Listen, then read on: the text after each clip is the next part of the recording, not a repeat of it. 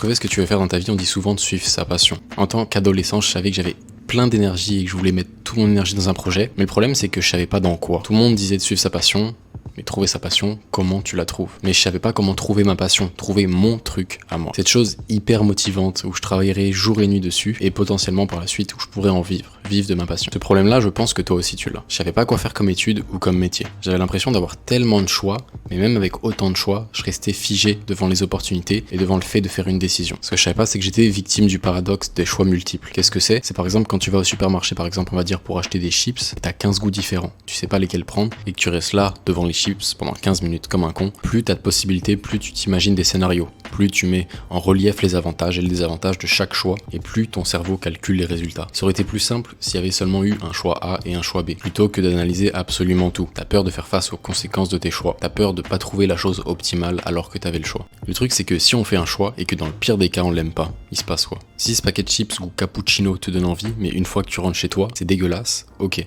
T'as appris, c'est pas plaisant, mais t'as toujours la possibilité de retourner au supermarché prendre un autre goût. On est d'accord. C'est pareil pour ce que tu veux faire dans ta vie. C'est comme ces chips au cappuccino.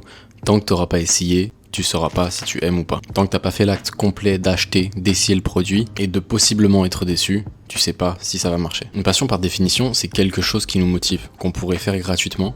Et évidemment, le meilleur scénario, c'est d'allier son métier à sa passion, ou du moins quelque chose qu'on aime. Je pense que le mot passion aujourd'hui prend une place trop importante et que la plupart du monde pense que leur passion va leur tomber du ciel ou qu'ils vont se réveiller au beau milieu de la nuit et avoir une vision de ce qu'ils doivent absolument faire dans la vie. Mais crois-moi, c'est pas le cas. Hollywood et Disney, ils sont tous un peu brainwash à nous dire que les choses arrivent comme par magie et que la première chose est toujours la bonne. Le prince et la princesse se rencontrent comme par hasard, ils vécurent heureux et eurent beaucoup d'enfants. Non, le prince et la princesse divorcèrent et l'enfant a fini en garde alternée. Bienvenue dans la réalité. Tout comme pour l'amour, c'est à toi d'aller t'aventurer et trouver un partenaire qui te correspond. Malgré plein de premiers rendez-vous qui se sont mal passés, tu trouves enfin quelqu'un avec qui ça connecte. Quelque chose que tu aimes faire. Mais alors, comment trouver sa passion? La finalité de trouver une passion ou un métier dans lequel tu te donnes à fond, c'est quoi? C'est faire quelque chose que tu aimes, être payé, être heureux. Et même peut-être avoir un niveau de vie assez confortable. Peu importe le métier en fait, le résultat que tu veux c'est sans doute le même. Être bien financièrement en faisant un truc que t'aimes bien. Et je pense qu'on prend le problème un petit peu à l'envers. Si on veut simplement la finalité, on pourrait prendre tout et n'importe quoi. Le truc c'est qu'il faut pas faire quelque chose simplement pour l'argent ou des résultats. Quelque chose d'extérieur à ça. Tu sais que la vie c'est pas rose et que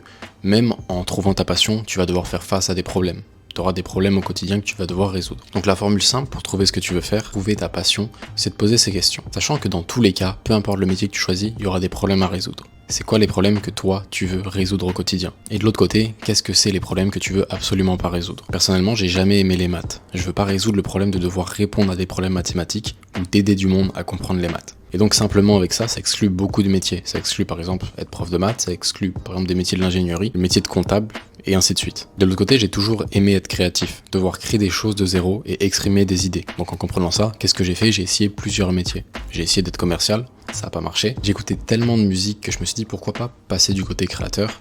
Ce que j'ai fait, je suis devenu beatmaker. J'ai pas aimé la réalité de devoir faire des instrus tous les jours. J'ai aussi essayé le dropshipping, mais j'aimais pas le fait que t'apportais pas spécialement de valeur aux gens. Et enfin, j'ai essayé YouTube. J'étais horrible au début, mais c'était scripter des vidéos, c'était utiliser mon imagination, m'exprimer, donner forme à mes idées et monter des vidéos. Ça a coché toutes les cases de ce que je voulais. Mais c'est sûr, il y a des problèmes. Faire du montage, ça prend parfois 20 heures. Scripter des vidéos, ça prend des heures aussi. Et parfois, t'as du mal à trouver des idées. Et filmer, il faut combattre le démon que de faire face à la caméra et de parler. Ça, c'est compliqué aussi. Au début, c'est pas confortable du tout, mais tu finis par t'y habituer.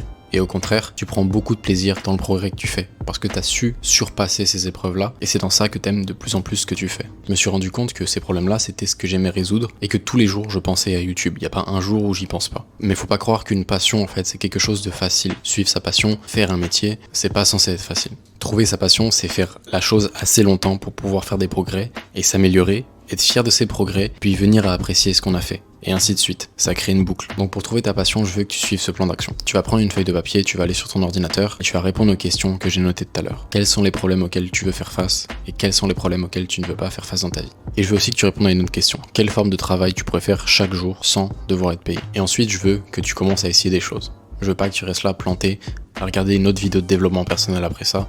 Je veux que tu agisses. Je veux pas que tu restes bloqué devant le rayon chips à rien faire, à pas choisir. J'ai jamais dit que trouver sa vocation, trouver sa voie, c'était facile et même au contraire. Parfois c'est plus difficile. Mais la chose c'est que on choisit pourquoi notre vie est difficile. Et c'est pas la difficulté qui va tomber sur nos épaules sans qu'on sache pourquoi. Ça fait 1 an et demi que je suis sur YouTube et j'ai que 7500 abonnés. Le progrès c'est lent. Alors fais les choses aujourd'hui pour le bien du toi futur. Bye.